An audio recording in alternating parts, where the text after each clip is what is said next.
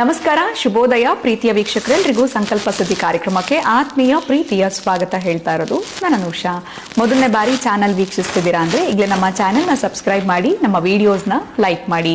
ಇನ್ನು ಎಂದಿನಂತೆ ಕಾರ್ಯಕ್ರಮದಲ್ಲಿ ನಮ್ಮ ಜೊತೆಲಿದ್ದಾರೆ ಸ್ಪಿರಿಚುವಲ್ ಗುರು ಡಾಕ್ಟರ್ ವಿಷ್ಣುದತ್ತ ಗುರುಜಿಯವರು. ಗುರುಗಳನ್ನ ಕಾರ್ಯಕ್ರಮಕ್ಕೆ ಬರ್ಮಾಡ್ಕೊಳ್ಳೋಣ. ನಮಸ್ತೆ ಗುರುಗಳೇ, ಕಾರ್ಯಕ್ರಮಕ್ಕೆ ಭಕ್ತಿಯ ಸ್ವಾಗತ.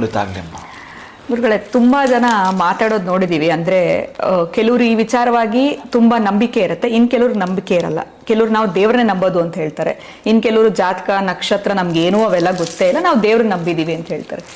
ಸೊ ಈ ನಂಬಿಕೆನೇ ದೇವರು ಅಥವಾ ದೇವ್ರನ್ನ ನಂಬಿದ್ದೀವಿ, ಜಾತಕ ಎಲ್ಲ ನಂಬಲ್ಲ. ಹೆಂಗೆ ಇದನ್ನು ಕನ್ಸಿಡರ್ ಮಾಡಬೇಕು? ಇವ್ರು ಇದ್ರ ಮೇಲೆ ಡಿಪೆಂಡ್ ಆಗಿರ್ತಾರೆ, ಇನ್ನು ಕೆಲವ್ರು ಇದ್ರ ಮೇಲೆ ಡಿಪೆಂಡ್ ಆಗಿರ್ತಾರೆ. ಸೊ ಎರಡೂ ಬೇಕಾಗತ್ತೆ ಅಂತ ನಾನು ಭಾವಿಸ್ತೀನಿ ಗುರುಗಳೇ. ಯಾಕಂದ್ರೆ ಜಾತಕನೂ ನಂಬೇಕಾಗತ್ತೆ, ದೇವ್ರನ್ನೂ ನಂಬೇಕಾಗತ್ತೆ. ದೇವ್ರಿಲ್ಲ ಅಂತ ಇಲ್ಲ. ಇನ್ನು ಕೆಲವರು ನಂಗೆ ರಾಶಿನೂ ಗೊತ್ತಿಲ್ಲ, ನಕ್ಷತ್ರ ಗೊತ್ತಿಲ್ಲ, ಜಾತಕ ನಾವು ಬರ್ಸೇ ಇಲ್ಲ, ಈ ಥರದ್ರಲ್ಲಿ ಕೂಡ ಮಾತಾಡ್ತಾರೆ. ಸೊ ಹೆಂಗೆ ಇದನ್ನ ನಾವು ತಗೊಳ್ಬೇಕಾಗತ್ತೆ? ಯಾವ್ದನ್ನ ನಂಬಬೇಕು? ದೇವ್ರನ್ನ ನಂಬ್ತೀವಿ ನಿಜ, ಬಟ್ ಜಾತಕನೂ ನಂಬೇಕಲ್ವಾ? ಇದ್ರ ಬಗ್ಗೆ ತಾವೇನು ಹೇಳ್ತೀರ? ಓಂ ವಿಶ್ವಸ್ಮೈ ನಮಃ. ಪ್ರೀತಿಯ ಬಂಧುಗಳೇ, ಇಲ್ಲಿ ಜಾತಕ ನಂಬದೇ ಬಿಡಿ, ದೇವರನ್ನ ನಂಬದೇ ಬಿಡಿ. ಅವನಿಗೆ ಏನಿದ್ರಲ್ಲಿ ಅವನದೊಂದಿದೆ, ಪಕ್ಷಪಾತವಿಲ್ಲ. ಈಗ ಮಳೆ ಬರುತ್ತೆ, ನನ್ನ ನಂಬಿರೋರಿಗೆ ಅಷ್ಟೇ ಮಳೆ ಅನ್ನುತ್ತೀಯ? ಇಲ್ಲ. ಬಿಸಿಲು ಬರುತ್ತೆ, ನನ್ನ ನಂಬಿದವ್ರಿಗೆ ಮಾತ್ರ ಬಿಸಿಲು.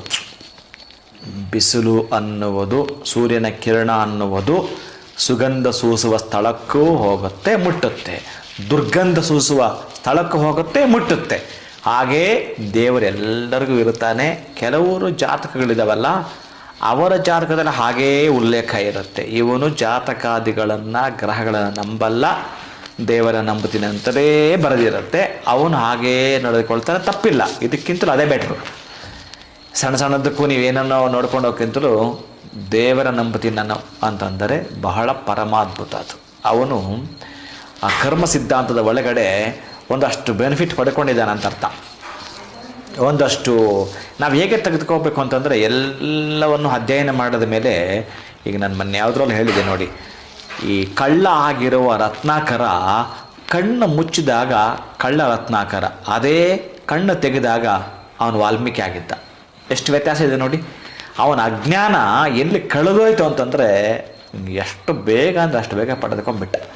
ಇದೇ ನೀವು ದೇವರನ್ನ ಪಡ್ಕೋಬೇಕು, ನಕ್ಷತ್ರ ತಿಳ್ಕೊಬೇಕು, ರಾಶಿ ತಿಳ್ಕೊಳ್ಬೇಕು ಅಂತಂದರೆ, ದೇವರು ಅನ್ನೋದ್ರ ಒಳಗಡೆ ಈ ರಾಶಿ ನಕ್ಷತ್ರ ಇದೆ. ಈ ರಾಶಿ ನಕ್ಷತ್ರ ಒಳಗಡೆ ದೇವರಿಲ್ಲ. ಅದೇ ಇದನ್ನು ನಿಮಗೆ ಹೇಗೆ ಅರ್ಥ ಮಾಡಿಸ್ಬೇಕು ಅಂತಂದರೆ, 2000 ನೋಟ್ ಒಳಗಡೆ 100 ರೂಪೀಸ್ ನೋಟ್ ಇದೆ. 100 ರೂಪೀಸ್ ನೋಟ್ ಒಳಗಡೆ 2000 ಇಲ್ಲ. ಅದೇ 2000 ನೋಟ್ ಒಳಗೆ ಎಷ್ಟು 100 ಇದೆ? ಎಷ್ಟಿದೆ ಅಮ್ಮ? 20 ನೋಟ್ ಇದೆ. ಹಾಗೆ ದೇವರು ಅನ್ನೋದ್ರಲ್ಲಿ 27 ನಕ್ಷತ್ರಗಳು ಇದೆ, 12 ರಾಶಿಗಳು ಇದೆ, 9 ಗ್ರಹಗಳು ಇದೆ.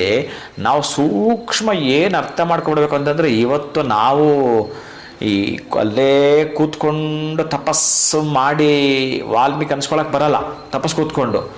ಆದರೆ ಅಷ್ಟು ವರ್ಷಗಳು ಮಾಡೋಕ್ಕಾಗದಿದ್ದರೂ ನಾವು ದೇವರು ಅಂತ ಧ್ಯಾನ ಮಾಡುವಾಗ ನಮ್ಮ ಅಡ್ರೆಸ್ ಬೇಕಲ್ಲ. ಈಗ ನೀವು ಯಾವುದು ದೇವಸ್ಥಾನಕ್ಕೆ ಹೋಗ್ಬೇಕು ಅಂದರೆ ಮೊದಲೇ ಆನ್ಲೈನ್ ಟಿಕೆಟ್ ಬುಕ್ ಮಾಡಿರ್ತೀರಲ್ಲ, ಆ ಆನ್ಲೈನ್ ಟಿಕೆಟ್ ಮಾಡುವಾಗ ನಿಮ್ಮದೊಂದು ಕೋಡು, ನೀವು ಹಾಕಿರೋ ದುಡ್ಡು ಇವೆಲ್ಲ ಗೊತ್ತಾಗುತ್ತಲ್ಲ. ಹಾಗೇ ಅದಕ್ಕೊಂದು ಅಡ್ರೆಸ್ ಬೇಕಲ್ಲ. ನಿಮ್ಮ ಒಂದು ರಾಶಿ, ನಕ್ಷತ್ರ, ಗೋತ್ರ ಇದು ತಿಳಿಯಪಡಿಸಿದಾಗ ಈಸಿ ವೇ ಅವನಿಗೆ ಕನೆಕ್ಟ್ ಆಗಲಿಕ್ಕೆ ಇರತಕ್ಕಂತಹದ್ದು. ಬಿಟ್ಟರೆ ಎಲ್ಲವೂ ಇದೆ ಅಲ್ಲ. ಅದಕ್ಕಾಗಿ ಬಹಳ ಮುಖ್ಯವಾಗಿ ನೀವು ತಪಸ್ಸು ಮಾಡುವಾಗ ವಾಲ್ಮೀಕಿ ಆಗಬೇಕು.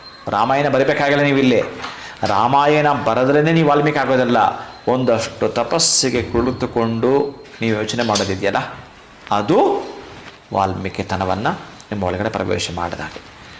ಇನ್ನು ನಮ್ಮ ಆಲೋಚನೆಗಳಿದಾವಲ್ಲ, ನಮ್ಮ ಮನಸ್ಸಿದೆಯಲ್ಲ, ನಮ್ಮ ಮನಸ್ಸೇ ಒಂದು ಕುರುಕ್ಷೇತ್ರ. ಈ ಮನಸ್ಸೇ ಒಂದು ಕುರುಕ್ಷೇತ್ರ. ಈ ಕೆಟ್ಟ ಆಲೋಚನೆಗಳು ಮಾಡ್ತಿರಲ್ಲ, ಅದು ಕೌರವರು. ಕೆಟ್ಟ ಆಲೋಚನೆಗಳೇ ಕೌರವರು, ಒಳ್ಳೆಯ ಆಲೋಚನೆಗಳೇ ಪಾಂಡವರು. ನಿಮ್ಮನ್ನು ಪೂರ್ಣವಾಗಿ ಸೆರೆದು ಹಿಡ್ತಕ್ಕಂಥದ್ದು ಯಾವುದು? ಕೃಷ್ಣ, ಅದೇ ಭಗವಂತ, ಅದೇ ದೇವರನ್ನವನು.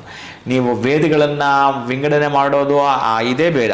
ಕರೆಕ್ಟಾಗಿ ನೀವೇನಾದರೂ ಒಂದು ಕತೆ, ಕವನ, ಕಾದಂಬರಿ ಬರೆಯುವಾಗ ವೇದವ್ಯಾಸರು ಅಂದ್ಕೊಂಡ್ರೆ ಸಾಕು. ತುಂಬ ದೊಡ್ಡ ಮಟ್ಟದ್ದು ಏನು ಕನಸು ಕಾಣೋದು ಅಲ್ಲ.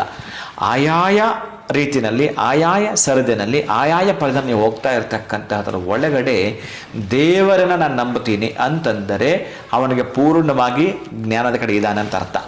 ಇಲ್ಲಿ ಸೂಕ್ಷ್ಮ ಇದು. ಎರಡು ಸೂಕ್ಷ್ಮಗಳು ಹೆಂಗೆ ನಾವು ಅರ್ಥ ಮಾಡ್ಕೋಬೇಕು ಅಂತಂದರೆ, ಈ ಜಾತಕ ಅನ್ನುವಂಥದ್ದು ಆ ದೇವರು ನಂಬಿದ್ನಲ್ಲ, ಅವನಿಗೇನಾದರೂ ತಲೆನೋವು ಬಂದರೆ, ಅವನಿಗೇನಾದರೂ ಹೊಟ್ಟೆ ನೋವು ಬಂದರೆ ಡಾಕ್ಟ್ರ್ ಬಳಿ ಹೋಗ್ತಾನಲ್ಲ, ಹಾಗೆ ಹೊಟ್ಟೆ ನೋವು ಬಂದರೂ ಸುಮ್ಮನೆ ಕೂತ್ಕೊಂಡು ಜಪ ಮಾಡ್ತೀರಂದ್ರೆ ಹಾಗಲ್ಲ. ಆ ಜಪಕ್ಕೆ ನಿನ್ನ ಹೊಟ್ಟೆ ನೋವು ಅನ್ನೋ ಒಂದು ನೋವಿಗೆ ನೀನು ಜಪ ಯಾವುದು ಗೊತ್ತಾ, ಆ ಡಾಕ್ಟ್ರು ಅವನೇ ದೇವರು. ಹಾಗೆ ನಿಮಗೆ ಮದುವೆ, ಮುಂಜಿ, ಲಗ್ನ ಪತ್ರಿಕೆ ಮತ್ತೊಂದು ಇನ್ನೊಂದು ಅನ್ನೋವಾಗ ಆವಾಗ ಜಾತಕಗಳು ಬರಬೇಕು. ಅಲ್ಲಿ ಸಮಸ್ಯೆ ಹೇಗಿರುತ್ತೆ ಅಂದರೆ ಒಂದನ್ನು ಬಿಟ್ಟು ಒಂದೊಂದಿಲ್ಲ.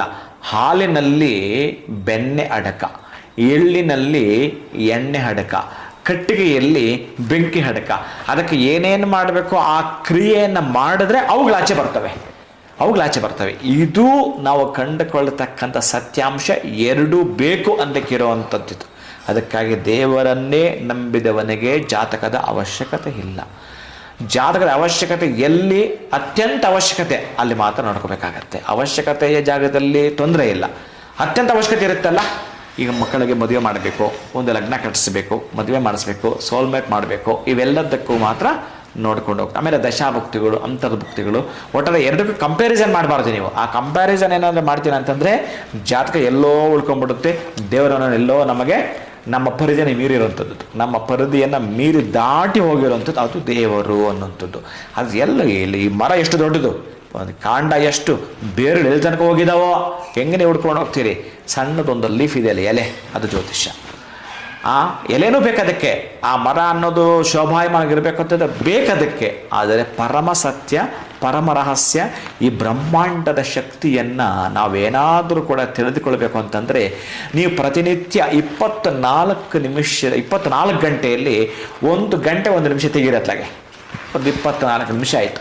24 ನಿಮಿಷ ನಿಮ್ಮ ಜೊತೆ ನೀವು ಮಾತಾಡಬೇಕು. ನಿಮ್ಮ ಜೊತೆ ಇನ್ನೊಬ್ಬರಿಗೋಸ್ಕರ ಮಾತಾಡೋದು ಅದೆಲ್ಲ ಹರಟೆ, ಕಾಲಹರಣ, ವಾದ ವಿವಾದ, ಅದೇನೇನೋ. ನಿಮ್ಮ ಜೊತೆಗೆ ನೀವು ಮಾತಾಡ್ತೀನಿ ಅಂತಂದರೆ ನೀವು ದೇವರನ್ನು ಕಂಡುಕೊಳ್ತೀರಿ, ಜಾತಕವನ್ನು ಕಂಡುಕೊಳ್ತೀರಿ, 20 ನಕ್ಷತ್ರವನ್ನು ಕಂಡುಕೊಳ್ತೀರಿ, 12 ರಾಶಿಯನ್ನು ಕಂಡುಕೊಳ್ತೀರಿ.